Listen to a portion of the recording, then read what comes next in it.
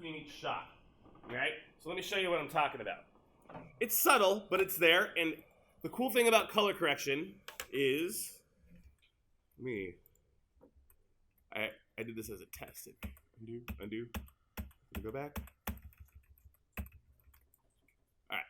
All right. So if you look up here, we have this.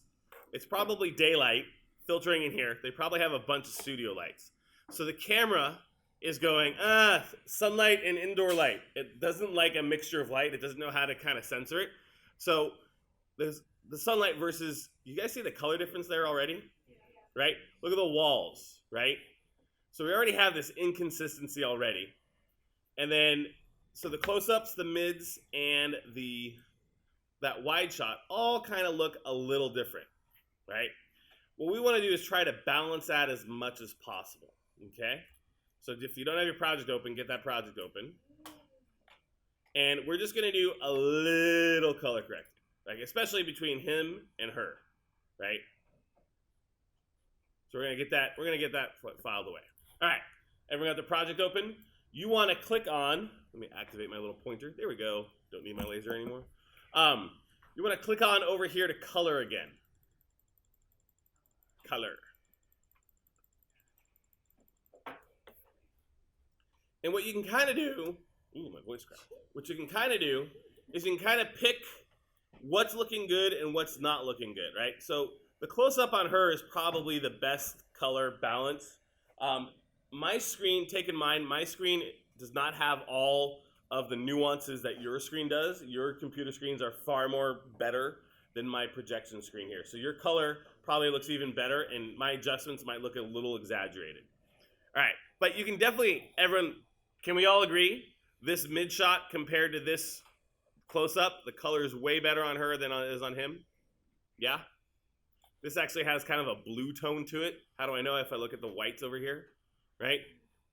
Rather here, this is more of a warmer tone, right? So what we want to do is, this is going to be our measure. We're gonna make this one perfect first, and then we're going to deal with other things, okay?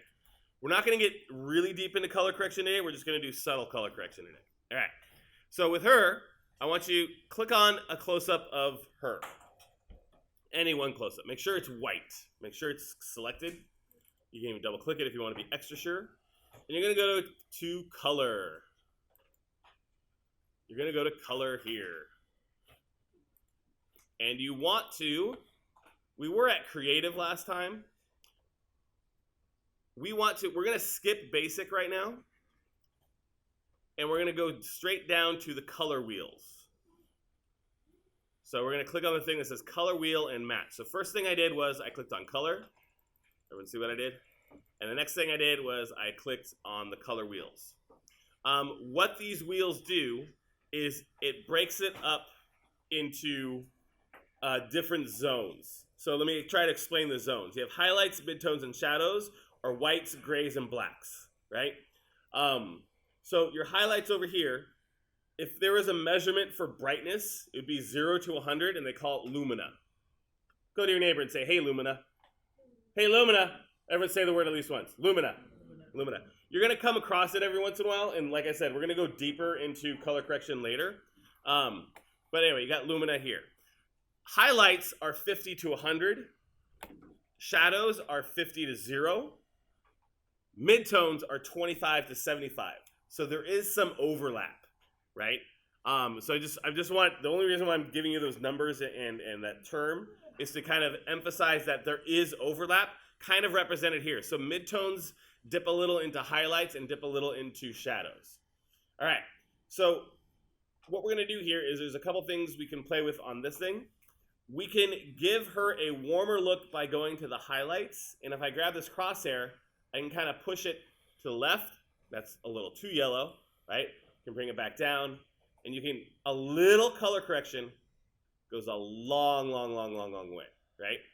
The other thing that this does is this dial here is the brightness. So if I pull up the highlights, it amps up the brightness of everything above 50. Notice how that dark line still stays a dark line, but these gray areas get brighter, right? And so It's a little color correction goes a nice long way, and you can always kind of use this checkbox to be like better or worse, right? So this TV thing is, for color, you usually only have to touch the highlight dial. I would rarely recommend you try doing a midtone or a shadow color dial, but these sliders definitely do touch. So if I wanted to give it a higher contrast, I can pull the shadows lower and the highlights brighter. This becomes one of those, like a sharper contrast show.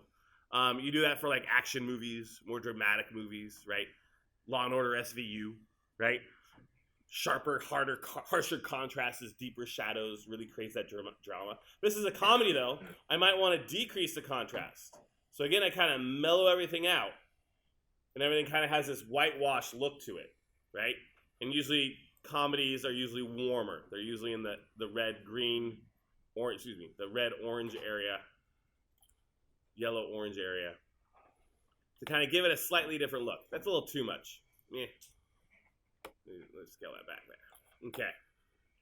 So what we're going to want is, we're going to want all of our shots to look like that. And again, you might actually prefer with very little color correction. That's fine. I'm just kind of trying to show you here. What we're going to need to do, I'm going to scale that back a little bit. There. There you go. All right. Now let's go to find this mid shot. All right, so that's what we like. That's what we're going for. We need to we want this shot of the dude, the judge, to look more like this color here. Okay? So what I'm going to do is make sure it's white. Make sure you've clicked on it. Once again, I'm in color. The first thing I'm going to do before I do anything else is I notice that this is kind of has this blue tint to it, right? And what's happening is daylight from the windows is leaking on here, whereas daylight from this shot isn't getting in on as much. This has more studio light happening to it, so the camera's automatic white balance probably adjusted to it, or I don't know how they filmed it. They might have manually adjusted it. But this one's definitely got some natural light to it, which is causing this blue tint to it, right? So what I'm going to do is I'm going to click on basic first. That's so basic. That's so basic, right? The one thing I'm going to play with basic first, just to kind of give me a hint in the right direction, is I'm going to use the white balance selector. Now, you've all been playing with my hall pass, right? And part of the purpose of a hall pass, not a hall pass, a movie clicker, one of these things, there's actually a lot to this. But the first thing they do is they film it, and they go like this.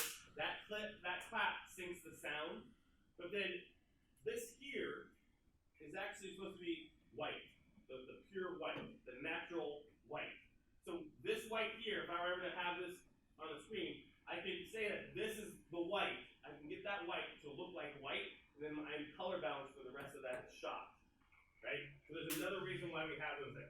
We don't have that clapper to adjust that white, so we can say, do we want to assume the frame is white? Do we want to assume the flag is white, or do we want to assume the lamp is white? Flag, I think flag's a good bet. Flag's catching a lot of the natural light. The flag's a good bet. And sometimes you don't always have the perfect white. So I'm going to try it though. So if I go to basic here and I choose this little white eyedropper, boop, I can click on the white flag. He instantly becomes warmer, right? This flag was a little blue, so it compensated the tint to kind of deal with and make this look a little warmer. So it's already looking better, right? Versus, let's go back to it, right? It was like that, already looking better. Way better. Just with one little white balance. It's magic. A little color, you're going to hear me say this all year, and I'm sorry. A little color correction goes a long way, right? You're going to be 3 projects down the line. You're going to be like, do I have to color correct? And guess what I'm going to say? Yes, I'm going to say a little color correction goes a long way. You should probably do it. I'm not going to just say yes. I'll try to encourage you why you got to do it, right? All right. If we wanted to take this further, we can go back to those color wheels. We're going to do a whole lesson on a lot of different colors later. But we'll just play with these color wheels just a little bit. And I'm just going to give it a little warmth. So the highlights, I'm going to kind of, again, push it a little bit more towards a warmer yellow. And I'm going to be, doot, doot, doot, doot. That's pretty good.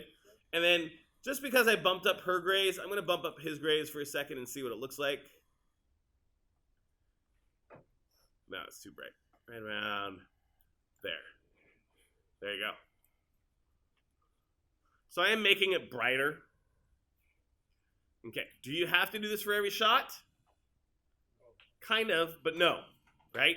So I have this one settled. I really like this one. Yeah? This one's good? Yeah? Yeah, we like? Yeah?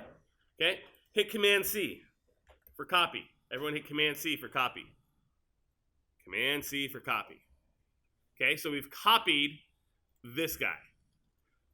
All you have to do now is scan and find all those other mid shots, which I don't have too many of these mid shots. Let's see. Mid shot right here.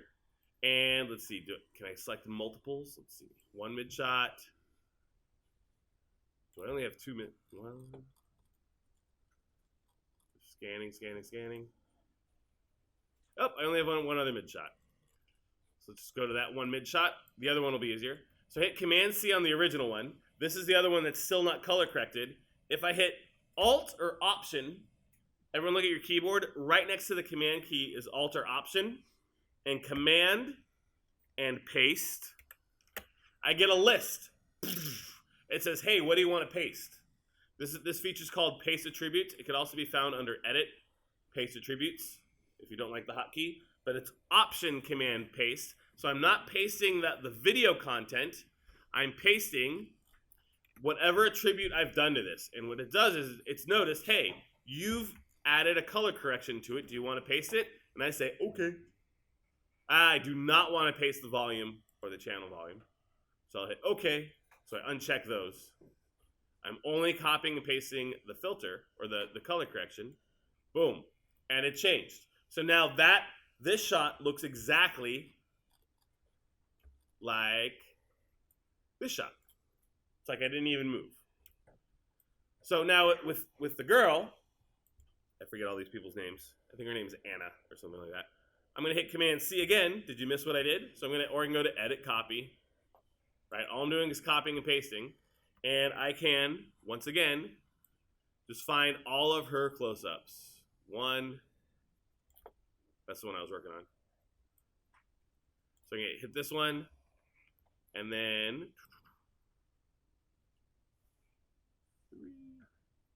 so I hit that, and fine, I have to do it I have to go to editing mode. So go back to editing mode. Let's see, this one. How can I multiple select? Come on. Nope, none of them work.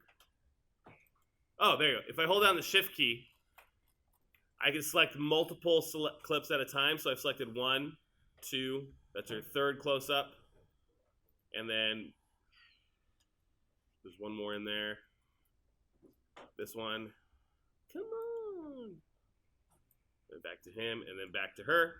So I've got all of her cuts. Yep. I've got all of her cuts, and I can just do Option Command V for the alternate pasting. And again, I'm just going to paste that Lumiere color. There you go. So I've done half of it already. So now every shot of her has that same adjustment I made. Right? Oh, I missed one up here. Once again, the V. Boop. Nice. Right? So that's what you're going to do. You only have to do it 1, 2, 3, possibly 4 times, and then you're copying and pasting it. You got to do it once for probably the wide shot, once for his mid, once for her close-up. And then you can paste those to every single one so that your film has a consistent look. If you want to do an adjustment layer, a creative adjustment layer, remember, I'm not requiring this, so I'm only going to demo it really quickly. File, New, right? And you're going to make an adjustment layer. Oh, you have to have this selected. The adjustment layer originates in your media browser. File, New, Adjustment Layer, right? I'm going to say, okay. I take this layer, I put it on my top track, right there. I expand it to cover the whole thing, and I can add a color correction to this guy now, right? I select it, I go to color, I'll go to creative, and I'll make it look like that. more sci-fi, or I can make it look more like whatever color effect I like. Matrix, right? So that's the adjustment layer. Yes. It seems like you can also apply the color effect or the color correction to the clip in the source. And if that's yes. That multiple ways, it'll color correct all of them. It will? Okay, good. Good. I wanted to show people the paste attributes, but that's good to know. So if you heard what Carson said, if you do color correction to the source file, it will carry over through the media file, which is nice. So you don't have to do the copy paste trick. But if you use multiple clips, right? So if I do it to her, if I do it to that take, if I do it to that take, I have to make sure I have to copy and paste it to these takes too. Right. So you still have to do the paste attribute. Either way. So either way works. Good pointing out. Yes. Adjustment layer. Click on this side. And now go.